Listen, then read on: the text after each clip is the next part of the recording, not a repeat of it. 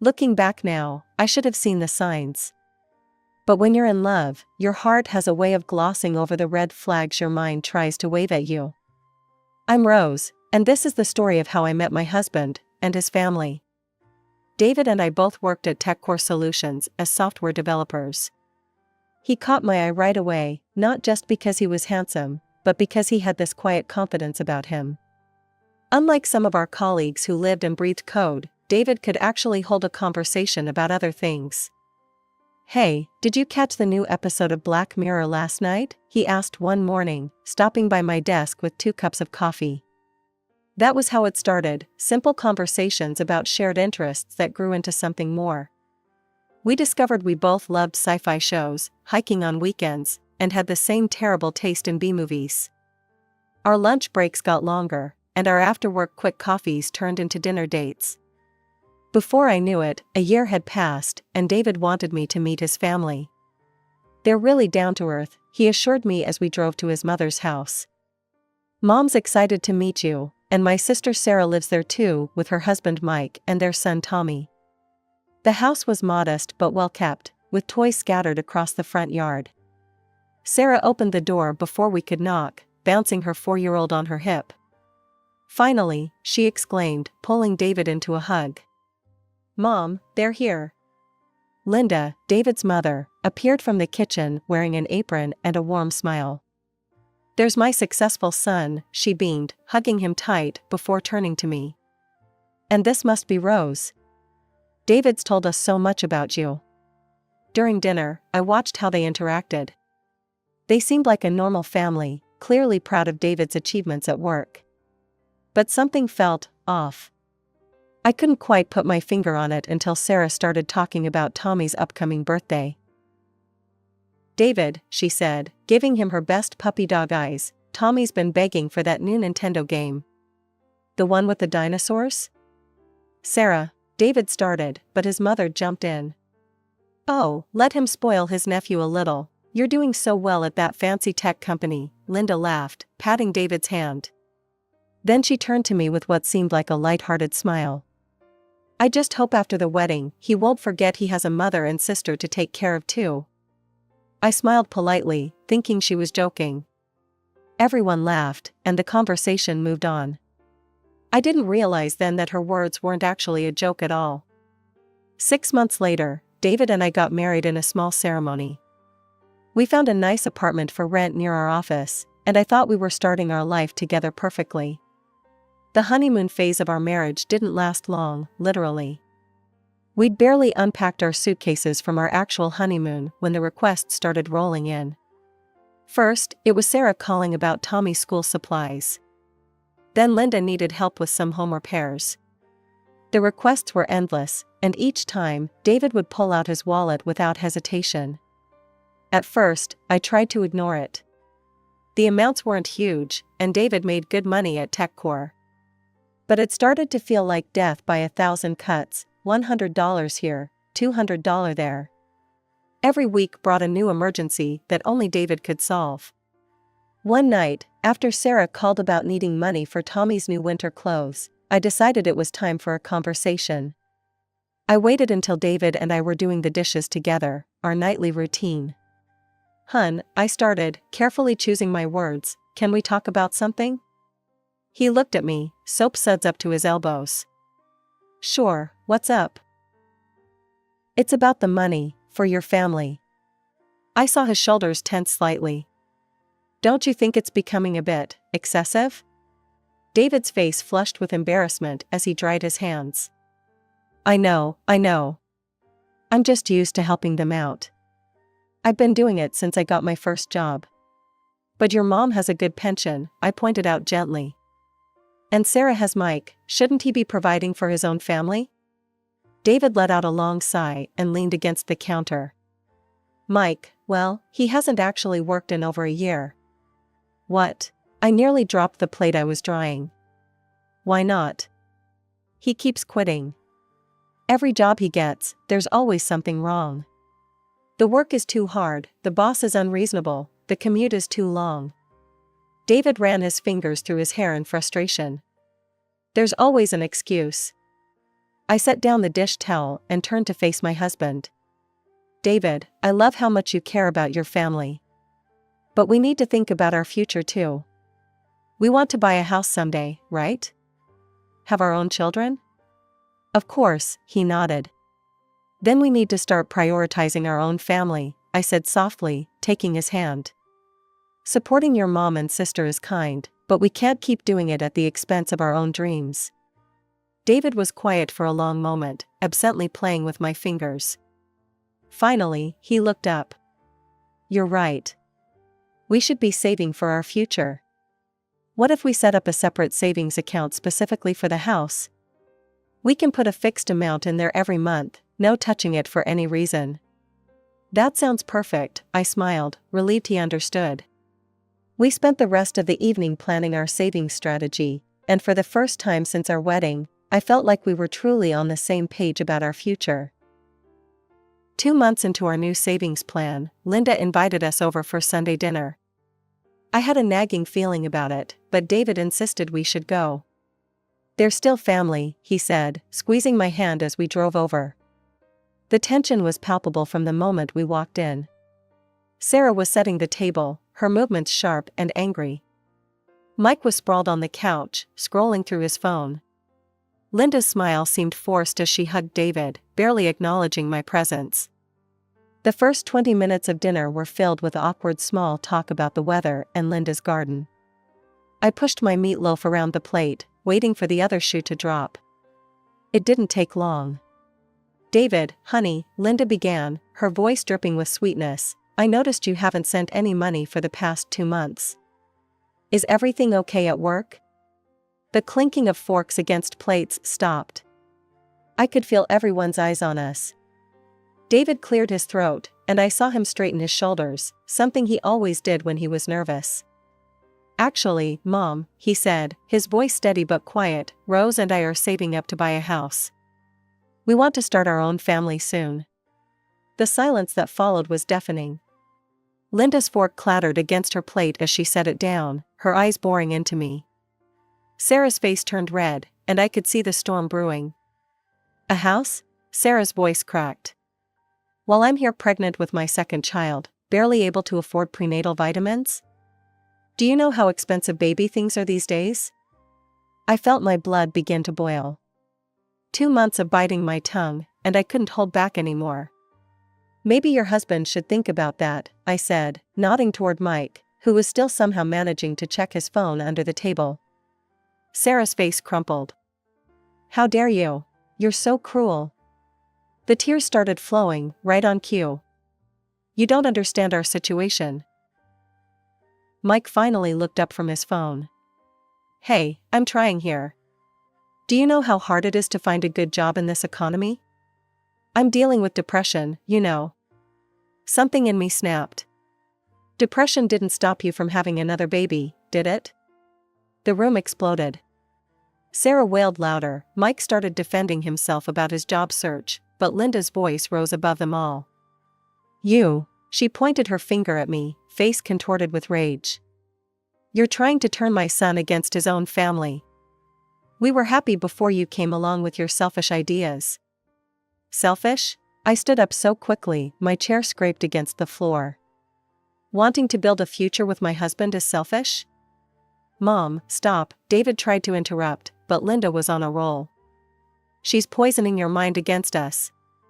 Your own mother and sister. How dare she tell us we can't have help from our own family? I couldn't take any more. Without a word, I grabbed my purse and walked out. David followed close behind, and we got into the car in silence. The sound of Linda's shout still echoed from the house as we pulled away. The drive home was painfully quiet. I watched the streetlights flash by, fighting back tears of frustration. Finally, as we pulled into our apartment complex, David spoke. You were right, he said softly. About everything. But maybe we need to be more gentle with them. They're not going to change overnight. I turned to look at him, saw the conflict written all over his face. Part of me wanted to argue that his family didn't deserve gentleness, that they needed a reality check. But looking at my husband's pained expression, I just nodded. The aftermath of our dinner confrontation played out in the most modern way possible, on social media. Sarah began posting daily updates that made my blood boil. Struggling to afford prenatal vitamins for my baby. Pregnant and broke, family struggle, one post read. Another showed an empty shopping cart, having to cut back on groceries this month. Sometimes I wonder how we'll manage with another little one on the way. The posts kept coming, each one more dramatic than the last. Pictures of Tommy looking sad beside empty toy store windows, long paragraphs about the importance of family support, pointed comments about some people having their priorities wrong. I caught David checking his phone constantly, his face getting more strained with each notification. One evening, after he'd been particularly quiet, I found him staring at a photo Sarah had posted of Tommy's worn-out shoes. "You can send her something," I said softly, touching his shoulder. "Small amounts. Just, let's keep our savings plan intact." The relief on his face was immediate. So David started sending Sarah a modest monthly amount again. Like magic, the tragic social media posts decreased, though they never completely stopped. Linda began extending dinner invitations once more, though the atmosphere was far from warm. "Would you like more potatoes, David?" Linda would ask warmly, then slide her eyes past me as if I were invisible. Sarah would only address her brother, speaking about me in the third person even when I sat right there. "I wonder if your wife would mind passing the salt," she'd say, staring at the ceiling. I took it all in stride. Because while they were busy giving me the cold shoulder, something amazing was happening at work. TechCore landed a massive contract with Global Tech, one of the biggest names in the industry. David and I had both been instrumental in securing the deal, and our compensation reflected that. Suddenly, our combined income nearly doubled. Our savings account grew faster than we'd ever dreamed possible. We kept living modestly, but allowed ourselves a few luxuries: a new hybrid SUV to replace David's struggling sedan, a weekend trip to the coast here and there. As our bank account grew, so did our dreams. We started looking at real estate listings, discussing neighborhoods, planning for our future. For the first time since our wedding, I felt like we were truly moving forward. It was during one of our now tense family dinners that Linda dropped her latest bomb. I was quietly eating my pot roast, trying to ignore the usual cold shoulders, when she cleared her throat dramatically. "I saw your vacation photos on Facebook," she announced, fixing me with an icy stare. "Palm Springs, wasn't it? That resort looked expensive." I felt David tense beside me. Here we go again, I thought. "Those infinity pools, luxury spa treatments," Linda continued, her voice dripping with disapproval. "Really, David, I don't think it's appropriate to flaunt such a luxurious lifestyle when your sister can barely make ends meet with 2 children." The irony of her statement wasn't lost on me. As she spoke, the clicking of computer keys provided a steady background rhythm. Mike sat at the desk in the corner, completely absorbed in his newest video game, the third new release he'd bought this month, by my count. I couldn't help myself. "Speaking of making ends meet," I said, gesturing toward Mike, "there are plenty of job openings in tech support at our company. The pay is good, and the benefits are excellent." The clicking stopped for a moment, then resumed even louder. Sarah's face turned that familiar shade of red. "You have no idea what it's like," she snapped. "Try being a mother of 2 before you judge us." "Oh wait, you wouldn't know anything about that, would you?" The barb stung, but I kept my face neutral. Mike continued playing his game, apparently oblivious to the tension in the room. Or maybe he just didn't care. I could have pointed out that being a mother was Sarah's choice, just like having a second child while unemployed was their choice. I could have mentioned that the cost of Mike's gaming habit could probably cover those prenatal vitamins she was always complaining about on Facebook. I could have started another fight. Instead, I just shook my head and took another bite of pot roast. Later that night, as David and I drove home, I thought about the monthly transfers he still made to his sister's account. The amount wasn't small, it could have furnished an entire room in our future house, but our new salaries meant we could handle it without derailing our plans. Sometimes keeping the peace came with a price tag, and for now, we could afford it. Meanwhile, Sarah's demands evolved from subtle hints to full-blown gift registries. Every holiday, Christmas, Easter, birthdays, Mother's Day, yes, she expected gifts from her brother for Mother's Day, came with a detailed list of expensive items she needed for herself and the kids. "David, look at this," I said one evening, showing him the latest email from his sister. It was a Christmas list that included designer clothes, the latest iPad, and premium toys that cost more than our monthly car payment. David sighed, running his hands through his hair. "I'll talk to her. This is getting ridiculous." But when he called Sarah to explain that he was already helping with monthly support, the waterworks started immediately. I could hear her shrill voice through the phone, "I'll tell Mom. You care more about your wife's feelings than your own family's needs." After watching David struggle through 3 such conversations, I'd had enough. While he was in the shower one evening, I opened Sarah's latest gift requirements email and started editing. The $800 designer purse became a $400 alternative. The $1,000 iPad became a $500 tablet. Every item, cut exactly in half. "Here," I said, showing David my revised list. "This is what we're doing." He looked uncertain. "Sarah won't be happy." "Sarah's never happy," I pointed out. "But this is still generous." When the gifts were delivered, the reaction was exactly what I expected. Sarah called David in tears, and Linda left a scathing voicemail about cheap knockoffs. At the next family dinner, they both shot daggers at me with their eyes. "I just don't understand why you couldn't get the items I specifically requested," Sarah sniffed. I gave her my sweetest smile. "Oh, but didn't you know? It's not about the price tag, it's the thought that counts. We put a lot of thought into choosing these alternatives." The look she gave me could have curdled milk. A year passed in this strange dance of passive-aggressive gift-giving and tense family dinners. Then came the Easter gathering that would change everything. Sarah waited until everyone was seated at the table, then stood up with what she clearly thought was a radiant expression. "I have wonderful news," she announced. "We're expecting baby number 3. The fork stopped halfway to my mouth. I felt David stiffen beside me. A 3rd child? With no income? No home of their own? My mind spun with calculations of how much more this would add to our monthly family support payments. Mike, predictably, didn't look up from his phone. Linda, however, was ecstatic. "Oh, my darling," she cried, hugging Sarah. "This is wonderful news. 3 beautiful grandchildren." Then she turned to me, her eyes glittering with malice. "You should take notes, Rose. Sarah's such a wonderful example of a real woman.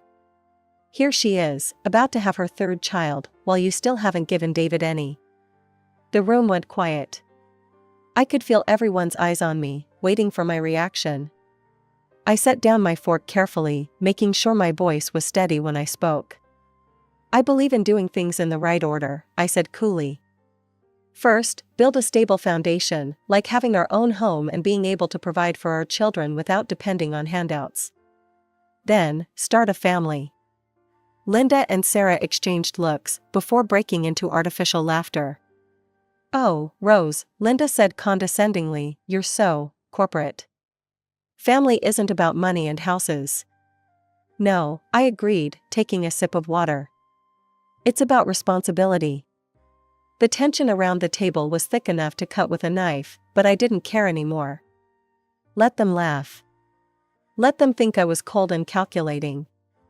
At least my future children would have a roof over their heads that nobody could take away. Sarah's 3rd baby arrived in September, another boy. Meanwhile, David and I had reached our savings goal. After months of house hunting, we finally found it, our perfect home. A beautiful 2-story colonial with 4 bedrooms, a spacious backyard, and a kitchen that made me want to learn to cook properly. It was in an excellent school district, just a 20-minute drive from work. We spent weeks planning renovations, picking paint colors, and choosing furniture.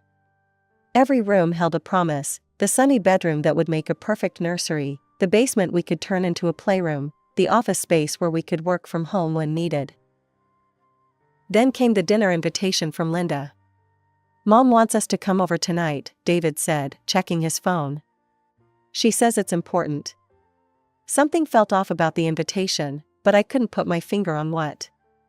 When we arrived, everyone was there: Linda, Sarah, Mike, and all 3 kids. They had this strange, almost smug energy about them. Sarah was practically bouncing in her seat, while Linda wore the self-satisfied smile I'd learned to dread. "So," Linda began after we'd settled in, "I hear congratulations are in order. You bought a house?" I nodded, still riding the high of our achievement. "Yes, we just closed last week. It's perfect for..." "Well," Linda cut me off, "that's actually what we wanted to discuss."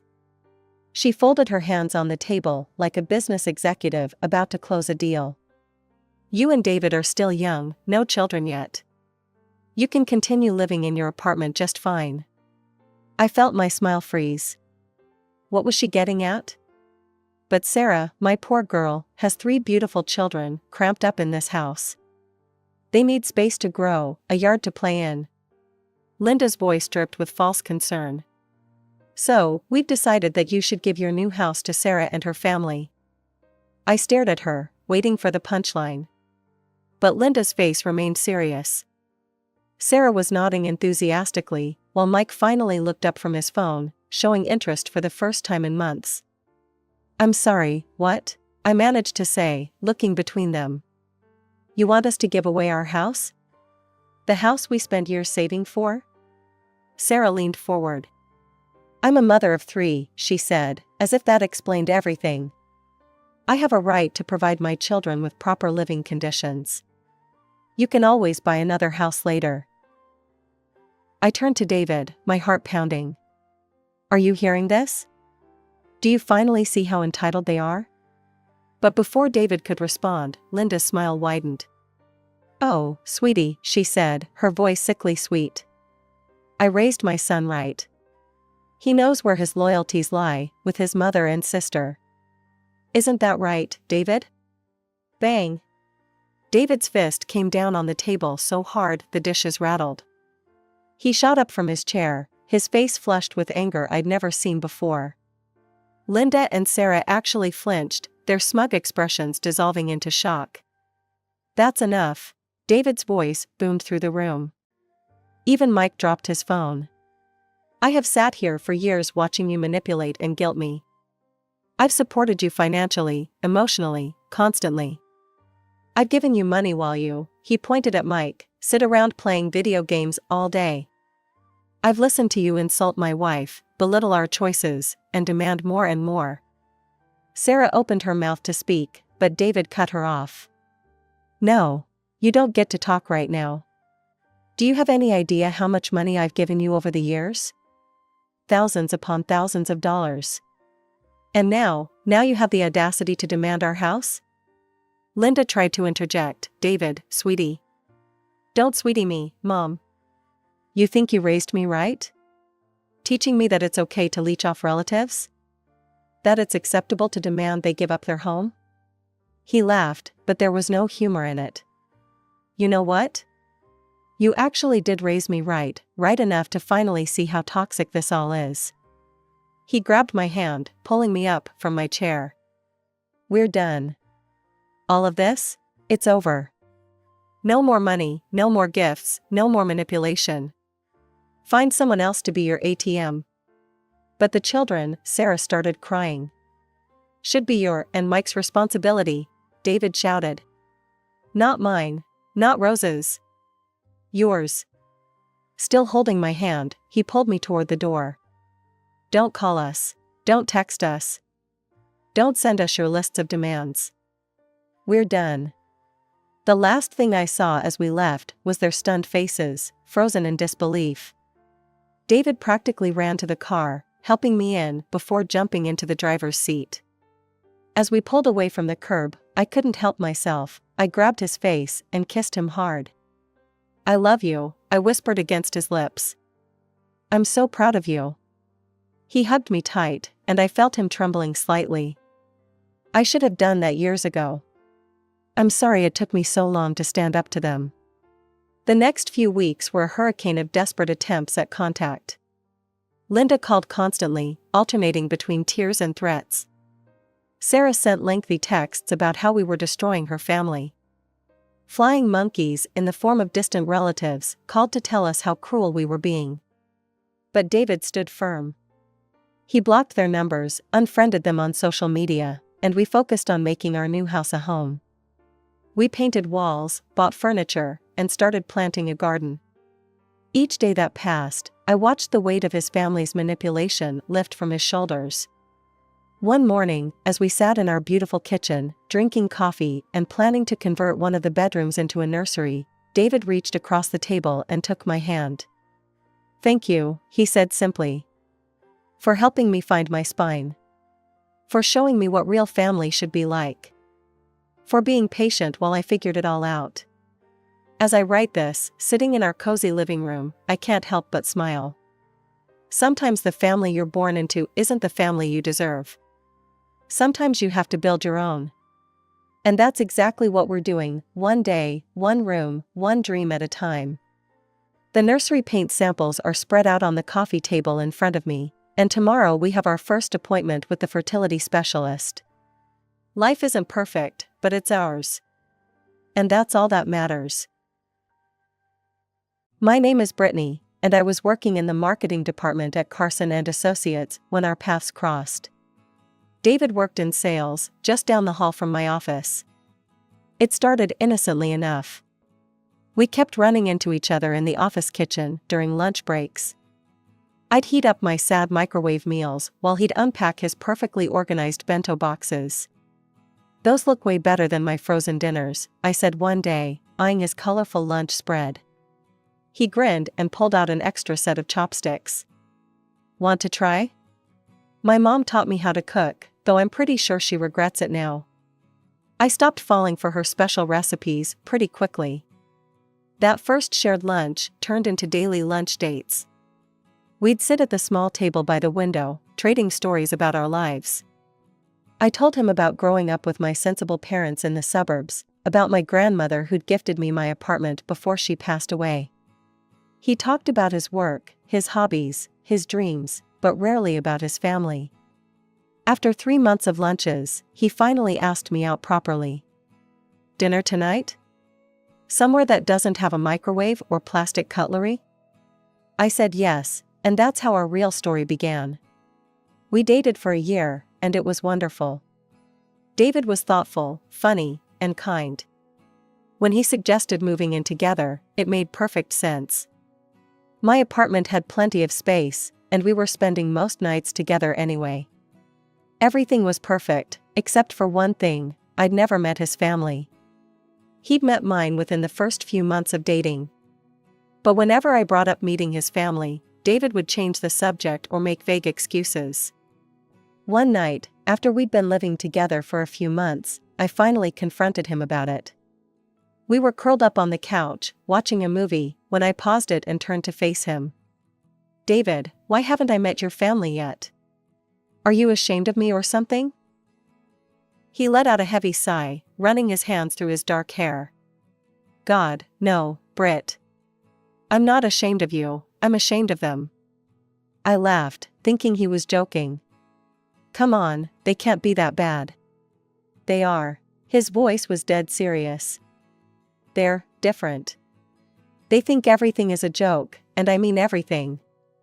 Even important moments, serious situations, they turn everything into some kind of cruel prank." I remember raising my eyebrows, still not quite believing him. "What do you mean? You want examples? Fine." He sat up straighter, his jaw tense.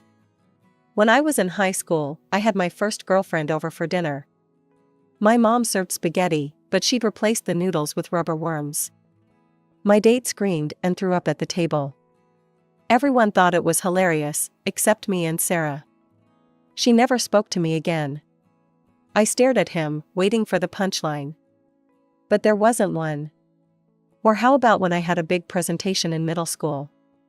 My brother replaced my notebook with an identical one filled with pornographic drawings. when I opened it in front of the class. He shook his head. I got suspended for 2 weeks.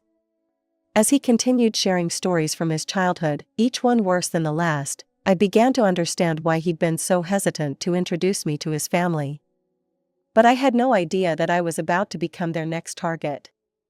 David proposed on a Tuesday. Nothing fancy, just the two of us in our kitchen, making breakfast.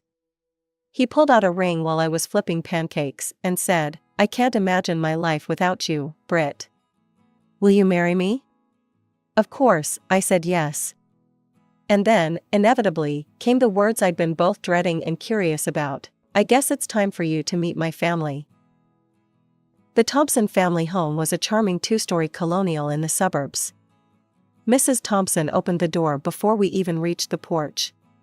She was a petite woman with David's warm brown eyes and a wide smile. Mr. Thompson stood behind her, tall and distinguished looking, and next to him was James, David's older brother. "Oh, finally!" Mrs. Thompson pulled me into a tight hug. We'd been dying to meet the woman who stole our David's heart. The initial conversation was surprisingly normal. We sat in their cozy living room, and they asked about my job, my family, how David and I met. They even cracked a few harmless jokes that made me laugh. I started to relax, thinking David had exaggerated their pranking tendencies. I caught him watching his family warily, like someone waiting for a bomb to explode. I thought he was being paranoid. "I'll get us some tea," Mrs. Thompson announced cheerfully. "Brittany, dear, how do you take yours?" "Just a splash of milk, please." When she returned with the tea tray, everyone was still chatting pleasantly. I took a big sip of my tea and immediately regretted it. My mouth exploded with salt and pepper, so much pepper it felt like I'd swallowed fire. I spat the tea back into the cup, but it was too late. My throat was burning. Tears streamed down my face as I coughed and gasped. The Thompsons burst into laughter. "Welcome to the family," James hooted. "Better get used to it, we love our little jokes." "That's how we show love here," Mr. Thompson added, wiping tears of laughter from his eyes. I ran to the kitchen, desperately searching for water. I found a glass and filled it with ice and water, drinking it in huge gulps. The pepper had made my nose run, and I could feel my carefully applied makeup streaming down my face along with my tears. From the living room, I could hear David's angry whispers, "What is wrong with you people? This isn't funny. She's going to be my wife." "Oh, lighten up," James replied. "It's just a joke." When I walked back into the living room, my face a mess of running mascara and smeared foundation, they took one look at me and started laughing again. "Look, she looks like a panda," James pointed at me, doubling over with laughter. That was the last straw for David. He jumped to his feet, his face red with anger. "You're all jerks. This is exactly why I didn't want to bring her here." He grabbed my hand and pulled me toward the door. In the car, David apologized over and over. I just hugged him, my face still burning from the pepper and humiliation. As we drove home, I realized David hadn't been exaggerating about his family at all. He'd been warning me. Planning a wedding is stressful enough, without having to worry about your future in-laws turning it into a practical joke playground. David and I spent weeks debating whether to invite his family at all. "We have to invite them," David finally said one night while we were addressing invitations. "They're still my parents, and no matter how much I hate their pranks, I'd regret not having them there." He called them the next day, putting the phone on speaker so I could hear. "Mom, Dad, listen carefully," his voice was stern. "You can come to the wedding, but I need your word, no pranks. This is the most important day of our lives, not a circus." "Of course, sweetheart," his mother chirped. "We'll behave, I promise." The day of the wedding started perfectly. The ceremony was beautiful, and during the reception, everything was going smoothly. David's family was actually behaving themselves, though I noticed David watching them like a hawk. Then came time for the cake cutting. Our cake was gorgeous, 4 tiers of white fondant with delicate sugar flowers cascading down the sides. But something was off. There were candles on it, lit candles. That wasn't part of our plan. I turned to David to mention it, but before I could get the words out, there was a loud pop. Then another, and another. The cake suddenly exploded, sending chunks of white cake and frosting flying everywhere. Most of it landed on me, completely ruining my wedding dress. For a moment, there was complete silence. Then I heard it, the familiar sound of the Thompsons' laughter. They were practically falling over themselves, pointing and howling with glee. "Your face," James gasped between laughs. "Oh my God, your face." I stood there, cake dripping down my dress, and burst into tears.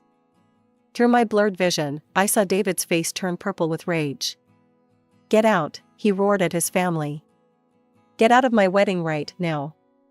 "You're overreacting," his mother said, looking bewildered. "Everyone loves a good wedding prank." David didn't respond. Instead, he waved over the security team we'd hired, thank God for that decision, and had them escort his family out. My mother rushed over with napkins, trying to clean frosting off my face.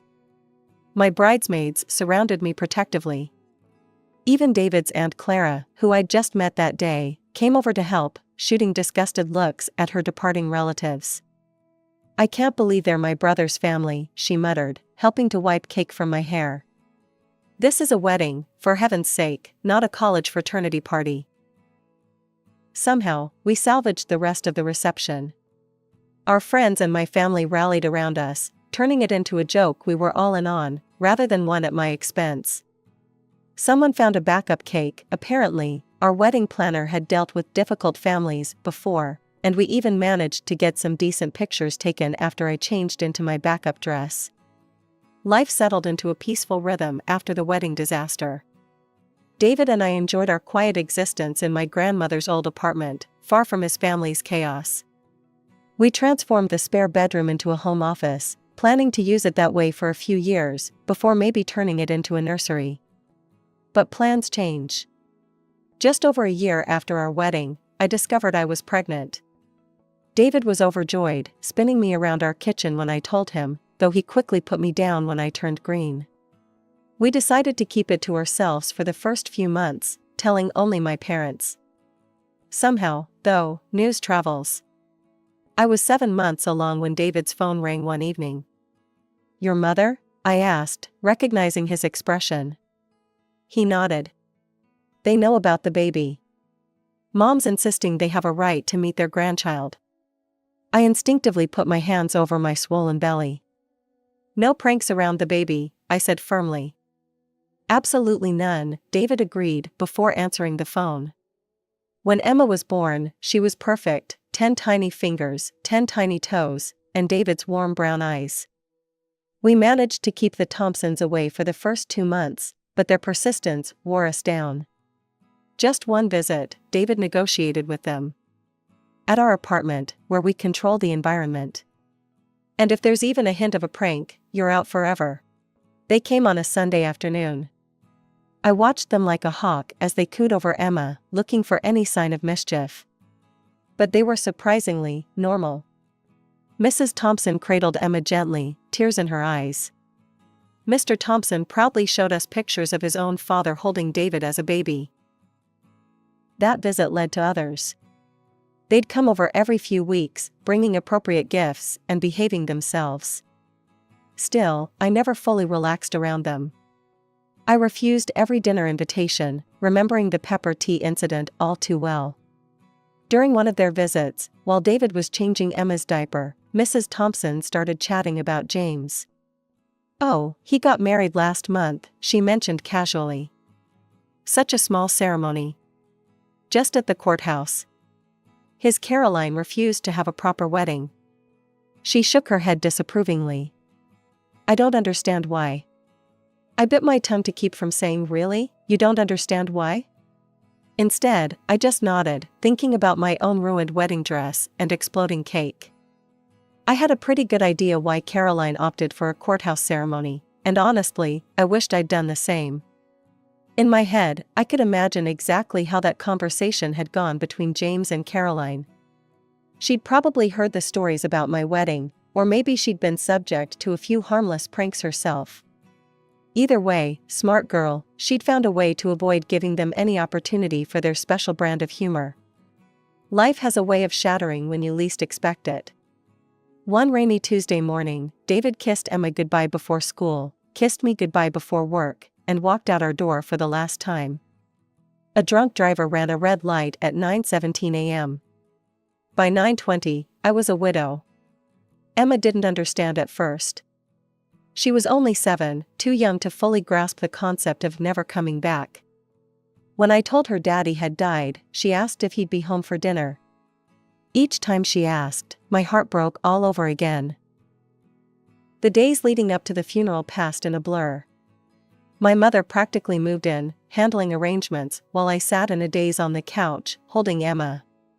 I couldn't cry anymore. I felt hollow, like someone had scooped out everything inside me. The Thompsons came to the funeral with James and his wife Caroline. I barely registered their presence until it was time for the eulogies. I'd already spoken, sharing memories of David as a husband and father, his kindness, his gentle humor, how he'd taught Emma to ride her bike just last month. Then his parents stood up to speak. David always loved a good joke, Mr. Thompson began, and I felt my stomach clench. Remember when he was 5, and we convinced him his teddy bear had come alive and eaten all his Halloween candy? Mrs. Thompson chimed in with a laugh. Or that time in college when we sent him a fake acceptance letter to medical school, even though he never applied? His face was priceless. The church was silent. No one laughed. I looked around and saw faces twisted in disbelief and secondhand embarrassment. Emma clutched my hand, confused. And now he's up there, Mr. Thompson continued, grinning, probably planning the ultimate prank on St. Peter. I felt something snap inside me. My whole body started shaking with rage. Emma must have felt it because she looked up at me with worried eyes. After the service, while people were gathering for the reception, I approached the Thompsons. My voice was quiet but sharp enough to cut glass. "How dare you?" I hissed. "How dare you turn my husband's funeral into a joke?" "Oh, Brittany," Mrs. Thompson reached for my arm. David would have appreciated the humor. He always did. I jerked away from her touch. No, he tolerated it. What you do is cruel and thoughtless. I never want to see any of you again. You're not welcome in our lives anymore. Emma and I are done with all of you. But we're family, Mrs. Thompson protested, finally looking concerned. No, I said firmly. We're not. Family doesn't humiliate each other. Family doesn't ruin weddings or mock funerals. We're done. I turned and walked away, leaving them standing there, probably still wondering what they'd done wrong. They'd never understood, and they never would. 5 years passed like a blur. Emma grew from a grieving 7-year-old into a thoughtful 12-year-old who had her father's kind eyes and gentle spirit. I threw myself into being both mother and father, trying to fill the David-shaped hole in our lives. We heard bits and pieces about the Thompsons through the grapevine. James had 2 kids now. I'd seen pictures on social media of 2 boys with his mischievous grin. I always quickly scrolled past, determined to keep that chapter of our lives firmly closed. Sometimes Emma would ask about them, especially around holidays or when her friends talked about their grandparents. I never told her about the exploding wedding cake or the funeral jokes. She had enough complicated feelings about losing her dad without adding that mess to it. Then came the phone call, 3 days before Christmas. "Brittany?" Mrs. Thompson's voice was older, softer somehow. "Please don't hang up." I almost did anyway, but Emma was sitting next to me on the couch, working on her homework. She looked up, curious. "We miss Emma," Mrs. Thompson continued. "And you. Please, would you consider spending Christmas with us? The whole family will be there, James and Caroline, their boys. We'd love to see you both." I started to say no, but Emma, who had obviously figured out who was calling, began nodding enthusiastically. Her eyes were pleading. "There will be absolutely no pranks," I said firmly. No jokes, no tricks, nothing like that. Just a normal Christmas dinner. We promise, Mr. Thompson's voice joined in, they must have been on speakerphone. We swear on David's memory. No pranks. Maybe it was the mention of David, or maybe it was Emma's hopeful face, but I found myself agreeing. We'll come, I said. But I mean it about the pranks. After hanging up, Emma and I went shopping. If we were doing this, we were doing it right. We picked out top-of-the-line kitchen appliances for the Thompsons, the latest tablet for James and Caroline, and the season's hottest toys for their boys. Do you think Grandma and Grandpa got me something nice? Emma asked as we wrapped the gifts. I'm sure they did, sweetheart, I said, hoping I wasn't lying. They've had 5 years to think about it. Emma threw herself into choosing wrapping paper and writing cards. I watched her excitement grow and prayed I wasn't making a horrible mistake by letting the Thompsons back into our lives. The Thompson house looked exactly the same as I remembered it, decorated with twinkling Christmas lights and a wreath on the door. Emma squeezed my hand as we walked up the path, our arms full of carefully wrapped presents. James and his family were already there when we arrived. His wife Caroline gave me a warm, almost apologetic smile as she helped us with our coats. Their boys, Mike and Tommy, hovered shyly behind their parents. The gift-giving started promisingly. Emma and I handed out our presents, and the reactions seemed genuine. Mrs. Thompson teared up over the expensive coffee maker, Mr. Thompson was thrilled with his new tablet, and the boys' faces lit up at their gaming consoles. Then came our turn. Mrs. Thompson handed Emma a wrapped box with a big smile, while Mr. Thompson passed me a similar one. Emma's fingers trembled slightly as she unwrapped hers, her first gift from her grandparents in 5 years. I'll never forget the look on her face when she opened that box. Inside was a plastic toy designed to look like dog poop, along with some clearly marked down items from the clearance bin. Emma's lower lip quivered as she stared at the contents. The laughter started immediately. Mr. Thompson and James were practically howling. Even the boys joined in, pointing at Emma's face. Oh my God, look at them, James gasped between laughs. Their expressions are priceless. My own box contained similar junk, expired candy, and items that still had clearance stickers on them. That's enough, I said, my voice deadly quiet. Where are the real presents? Mrs. Thompson wiped tears of laughter from her eyes. What do you mean? Those are the presents. You can't be serious. I looked at each of them. You haven't seen your granddaughter in 5 years, and you give her fake dog poop as a Christmas present? They exchanged confused looks. It's funny, Mr. Thompson insisted. Come on, Brittany, learn to take a joke. I watched a tear roll down Emma's cheek, and something snapped inside me. Without a word, I stood up and walked over to Mike and Tommy. I'm sorry, boys, I said, taking back the gaming consoles. But these are returning to the store. Mom, they wailed as I moved on to James and Caroline, collecting the tablet and other gifts.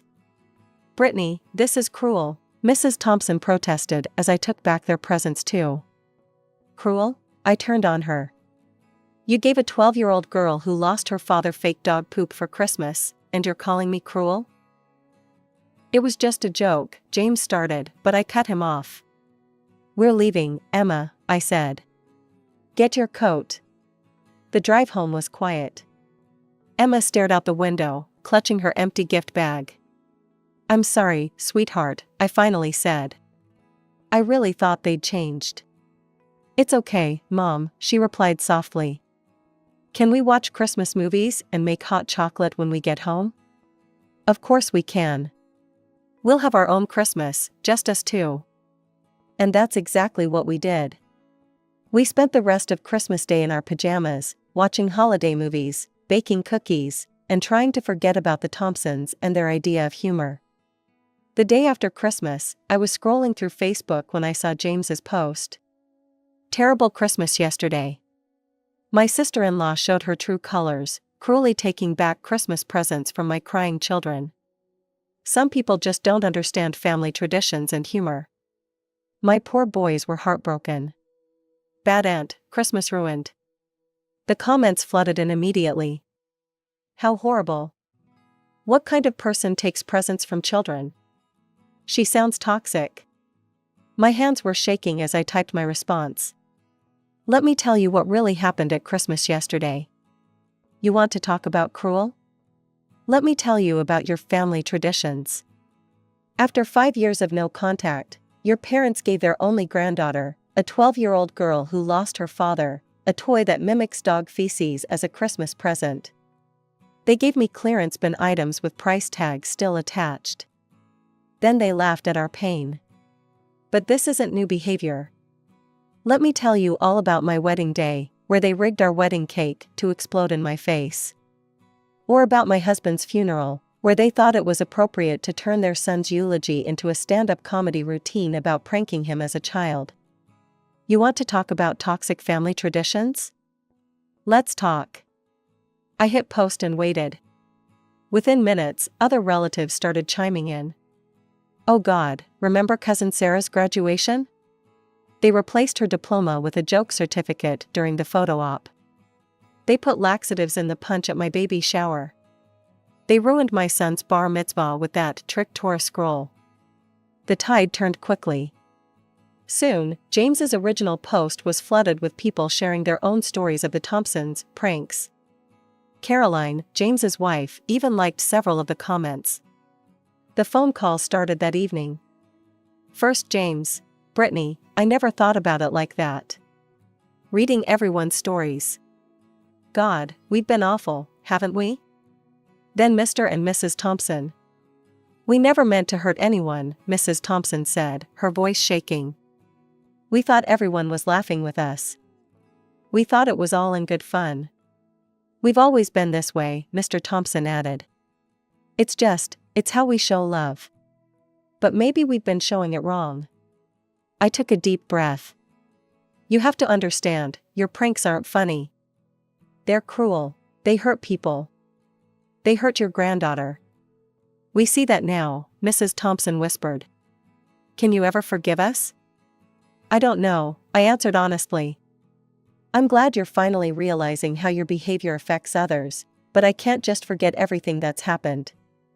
2 days later, a delivery truck brought a large package. Inside was the latest iPhone, the exact one Emma had been dreaming about, along with a heartfelt letter of apology from her grandparents. I sent James's boys their gaming consoles back, with a note, everyone deserves a real Christmas. Now, 6 months later, we have a cautious peace. We meet occasionally for coffee or lunch in neutral places. The Thompsons are really trying, to change. No more pranks, no more cruel jokes. Emma video chats with her cousins sometimes, and I've seen genuine remorse in my in-laws' eyes. David would be proud of this progress, I think. He always hoped his family would understand someday. Maybe they finally do.